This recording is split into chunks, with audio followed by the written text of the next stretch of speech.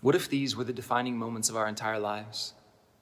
Earlier this week, as we began, I mentioned Admiral Stockdale, who was a prisoner of war in Vietnam.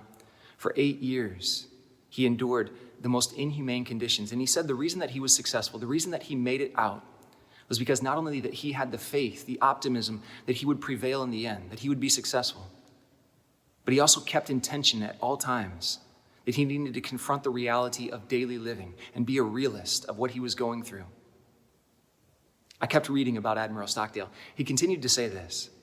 Not only did he believe that he would be successful in the end, that he would prevail, that the Lord would see him through this, but he also believed, he said, these would be the defining moments of my life. As he confronted reality, he consciously thought these would be the defining moments of my life. Today is another Saturday. We continue to celebrate the Blessed Virgin Mary, the one who gives us hope, the one who shows us how to have hope. Weren't her sufferings the most defining moments of her life? I mean, when we think of Mary, don't we think of these moments? The way that her faith never wavered. She always had hope.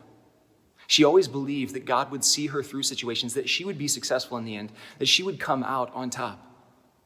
Even in the worst situations, she believed that God had a plan and that these would be the defining moments of her life. And now when we think of her, these are the defining moments in which we think of her life. And that's where we draw strength. When we think of any of the saints in our church, what do we remember about them? We remember their heroic virtue that came through a moment of suffering.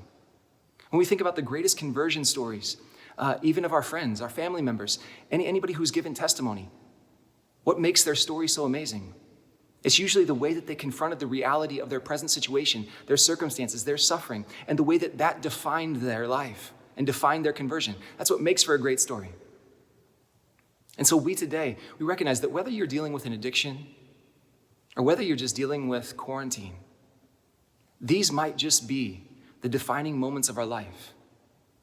Again, let's not just make it out alive. Let's not just try to be successful. Not even be realist, but use these moments to say, this might just define my life forever. Why not? Why not look at these moments right now and say, God might be working through these things right now to bring about the greatest conversion of my life, to bring about a great success in my story of that will be my life. Today we live with that great hope that we will continue to be successful. We will continue to be real. And these might just be the defining moments of our life. Continue to pray for one another. I know so many people are struggling right now. We need the church united in prayer. For those of us who may not be struggling as much as others, let's promise our prayers for those who need them the most. Today we're real. Today we're optimists. But most of all, today we realize that these moments, if we're successful, the Lord will use them to define our lives.